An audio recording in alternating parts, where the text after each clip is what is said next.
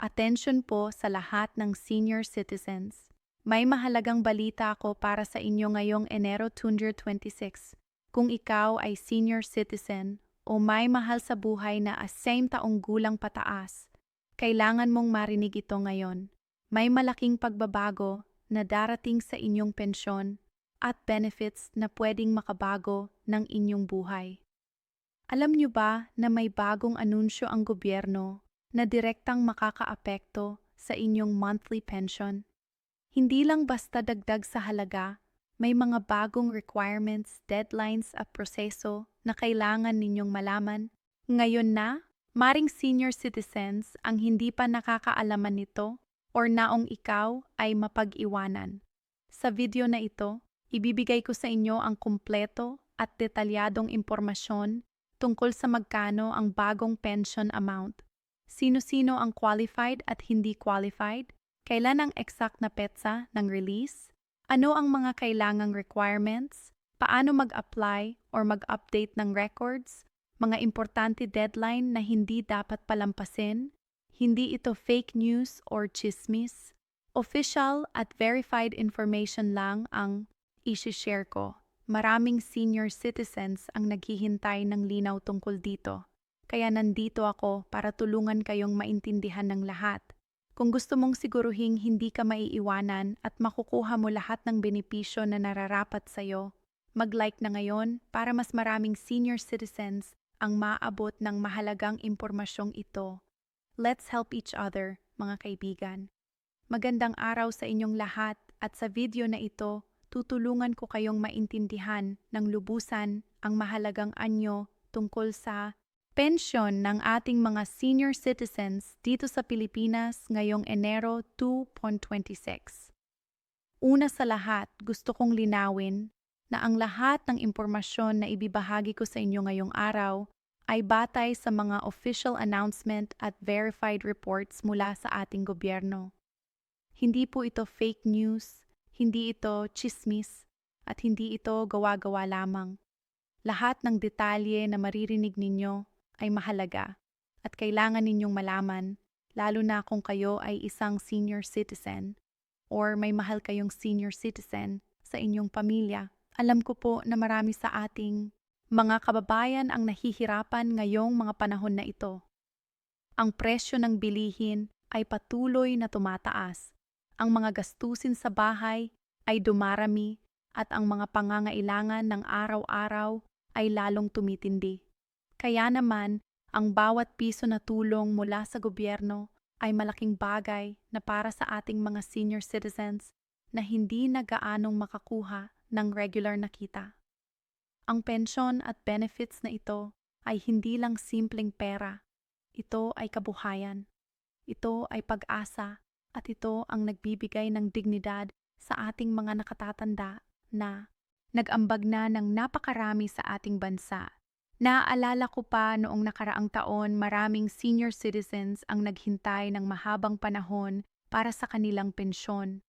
May mga kwento ako na narinig kung saan ang mga lolo at lola natin ay pumipila ng matagal sa mga tanggapan ng gobyerno.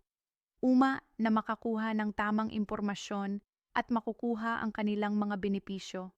Minsan, dahil sa kawalan ng malinaw na gabay at impormasyon, marami sa kanila ang nauuwi sa wala o mas malala. Namimiss nila ang mga importante, deadline at requirements. Ito ang eksaktong dahilan kung bakit ginawa ko ang video na ito para siguruhing walang senior citizen na maiiwanan, walang lolo at lola na hindi makakakuha ng kanilang karapatang benepisyo. Ngayon, pag-usapan natin ng detalyado ang tungkol sa pensyon ng senior citizens ngayong Enero 2026. Maraming pagbabago ang naganap at ito ay dapat malaman ng bawat isa. Ang Department of Social Welfare and Development or DSWD kasama ang iba pang ahensya ng gobyerno ay naganunso ng mga bagong patakaran at dagdag na benepisyo para sa ating mga senior citizens. Ito ay bahagi ng patuloy na pagpapabuti ng serbisyo ng gobyerno para sa ating mga nakatatanda. Ang unang mahalagang bagay na dapat ninyong malaman ay ang tungkol sa social pension para sa mga indigent senior citizens. Ito ay isang buwan ng tulong pinansyal na ibinibigay ng DSWD sa mga senior citizens na walang regular na pensyon mula sa GSIS, SSS o iba pang retirement program. Para sa taong ito, ang buwanang halaga ng social pension ay nanatiling PH5 bawat buwan. Alam ko na mukhang maliit lang to, pero para sa maraming senior citizens, lalo na sa mga liblib na lugar, malaking tulong na ito sa kanilang pangaraw-araw na pangangailangan. Pero huwag kayong mag-alala dahil hindi lang ito ang benepisyo na makukuha ng ating mga senior citizens. Mayroon din tayong tinatawag na additional cash assistance at special programs na inilalabas ng gobyerno tuwing may okasyon or emergency. Halimbawa, noong nakaraang taon, maraming senior citizens ang nakatanggap ng dagdag na ayuda dahil sa inflation at pagtaas ng presyo ng bilihin. Ang ganitong uri ng tulong ay hindi regular, pero ito ay ibinibigay ng gobyerno base sa sitwasyon ng bansa at sa kakayahan ng budget. Ang sunod na mahalagang detalye na kailangan ninyong malaman ay kung sino ang qualified na makatanggap ng social pension. Hindi lahat ng senior citizens ay otomatikong makakakuha nito, kaya importante na maintindihan ninyo ang mga requirements. Una, kailangan kayong maging Filipino citizen at edad na ang taong gulang pataas. Pangalawa, kailangan kayong mapatunayan na kayo ay kasama sa listahan ng indigent o mahihirap na senior citizens sa inyong barangay. Pangatlo, hindi kayo dapat nakakatanggap ng pensyon mula sa GSIS, SSS, o anumang iba pang government o private retirement scheme. At pangapat, kailangan kayong maging frail, sickly, or may disability, o kaya naman ay walang regular na suporta mula sa inyong pamilya. Ngayon, alam ko na marami sa inyo ang nagtatanong, paano ba mag-apply para sa social pension na ito? Ang proseso ay medyo simple, pero kailangan ninyong maging maingat at kumpleto ang mga dokumento. Kailangan muna kayong pumunta sa inyong barangay hall at magparehistro bilang indigent senior citizen. Doon bibigyan kayo ng certification mula sa barangay captain na nagpapatunay na kayo ay qualified. Pagkatapos, dadala ninyo ang certification na ito sa inyong munisipyo or city hall, kung saan may designated na DSWD representative na tutulong sa inyo sa application process. Kailangan din ninyong magdala ng valid ID, birth certificate, or anumang dokumento na nagpapatunay ng inyong edad at iba pang supporting documents na hihilingin ng tanggapan. Ang isang malaking problema na nakikita ko ay ang deadline. Maraming senior citizens ang hindi nakakaalam na may specific na petsa kung kailan dapat mag-apply or mag-renew ng kanilang registration. Para sa taong ito, ang DSWD ay nag-anunsyo na ang registration period ay nagsimula noong unang linggo ng January at magpapatuloy hanggang sa huling araw ng Pebrero. Ibig sabihin, mayroon kayong 2 buwan para makumpleto ang lahat ng requirements at makapag-submit ng application. Pero huwag ninyong antayin ang huling minuto dahil ang mga tanggapan ay puno ng tao at minsan ay tumatagal ang processing ng mga papeles. Isa mang mahahalagang aspeto na dapat ninyong malaman ay ang tungkol sa payout schedule. Ang social pension ay hindi ibinibigay weekly or daily. Ito ay quarterly release. Ibig sabihin, 3 buwan na sweldo ay sabay-sabay na ibibigay. Kaya kung ang buwanan ay PH5, ang quarterly release ay aabot sa PH ato. Ang schedule ng release ay karaniwang sumusunod sa isang fixed calendar na inilalabas ng DSWD. Kadalasan, ang first release ay nangyayari sa buwan ng Enero hanggang Pebrero. Ang second release ay April hanggang Mayo. Ang third release ay Yaw hanggang Agosto. At ang fourth release ay Oktubre hanggang Nobyembre. Pero tandaan na ang exact dates ay maaaring mag-iba depende sa availability ng budget at sa proseso ng gobyerno. Bukod sa social pension, meron din tayong mga additional benefits na dapat ninyong malaman. Una, Ang lahat ng senior citizens ay entitled sa 20% discount sa mga produkto at serbisyo tulad ng pagkain sa mga restaurants, gamot sa mga botika, medical at dental services, transportation, hotels, at marami pang iba. Ito ay guaranteed ng Republic Act No. 994 o ang Expanded Senior Citizens Act of 2010. Ang discount na ito ay hindi optional. Ito ay mandatory para sa lahat ng establishmento at kung may nagtangkang hindi kayo bigyan ng discount, maaari ninyong i-report sa DTE o sa inyong local government unit. Pangalawa, ang mga senior citizens ay pwede ring mag-apply para sa PhilHealth benefits. Lahat ng senior citizens ay automatically covered ng PhilHealth at ito ay isang malaking tulong lalo na kung may sakit kayo or kailangan ninyo ng medical attention. Ang PhilHealth coverage ay sumasaklaw sa hospitalization, mga laboratory tests, surgical procedures, at iba pang medical services.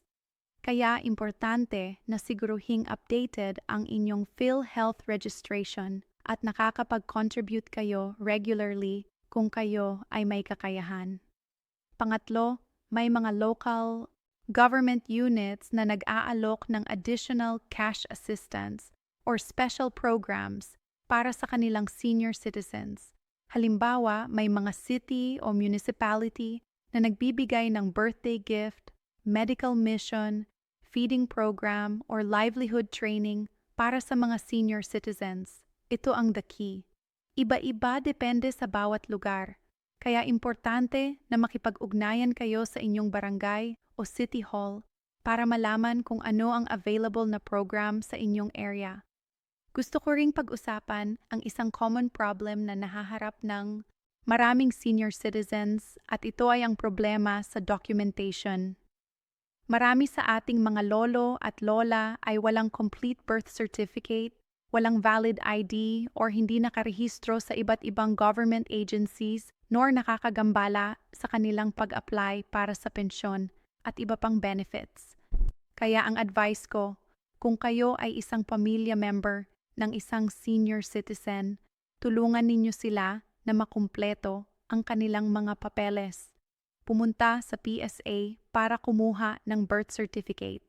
Mag-apply ng valid ID tulad ng postal ID or national ID at siguraduhing registered sila sa PhilHealth at sa DSWD. Ang mga ito ay one-time effort lang pero sobrang laking tulong sa long run. Isa pang bagay na gustong kong bigyang diin ay ang tungkol sa mga scammer at fraudulent activities. Sadly, maraming masasamang loob na taong nag-take advantage sa ating mga senior citizens. May mga nag-aalok ng mabilis na processing ng pensyon kapalit ng bayad. May mga nagpapanggap na government official at humihingi ng pera at may mga nag-aalok ng fake benefits or investment schemes. Please maging very careful kayo. Ang lahat ng government services ay free of charge. Hindi ninyo kailangang magbayad ng processing fee. Walang dapat bayaran na fixer at walang dapat ibigay na sensitive information tulad ng bank account details or personal identification numbers. Kung may nakaka-encounter kayong suspicious na tao or activity, i-report ninyo kaagad sa authorities or sa DSWD hotline. Para sa mga pamilya ng senior citizens, gusto ko ring bigyan kayo ng reminder. Ang ating mga lolo at lola ay nag-sacrifice ng malaki para sa atin. Sila ang nagpalaki sa atin, nag-aral sa atin, at nagbigay ng better future sa atin. Ngayong sila naman ang nangangailangan ng tulong, tayo naman ang dapat magbalik ng utang na loob. Hindi lang financial support ang kailangan nila. Kailangan din nila ng oras, atensyon, pagmamahal, at respeto. Bantayan ninyo ang kanilang kalusugan. Samahan ninyo sila sa mga appointment at siguraduhing sila ay safe at komportable sa kanilang mga tahanan. Sa pagtatapos ng video na ito, gusto kung ipaalala sa inyong lahat na ang impormasyon ay power. Kung alam ninyo ang inyong mga karapatan, alam ninyo kung paano mag-access ng benefits, at alam ninyo kung saan humingi ng tulong, mas magiging madali ang buhay ninyo. Huwag kayong mahiyang magtanong. Huwag kayong matakot na lumapit sa government offices at huwag kayong magatubiling humingi ng tulong mula sa mga social workers at barangay officials. Ang trabaho nila ay tulungan kayo at karapatan ninyo ang makakuha ng serbisyong deserve ninyo. Sana po ay nakatulong ang video na ito sa inyo. Kung meron kayong mga tanong or comments, ilagay lang sa baba at tutulungan ko kayong sagutin ang mga ito. Share ninyo rin ang video na ito sa inyong mga kaibigan at pamilya na senior citizens para mas maraming tao ang makapag-benefit sa impormasyong ito. At higit sa lahat, huwag ninyong kalimutan na mag-like, mag-subscribe at mag-click ng notification bell para updated kayo sa mga susunod kong video tungkol sa iba pang government programs at benefits. Maraming salamat sa inyong pakikinig at hanggang sa muli. Ingat kayong lahat. M.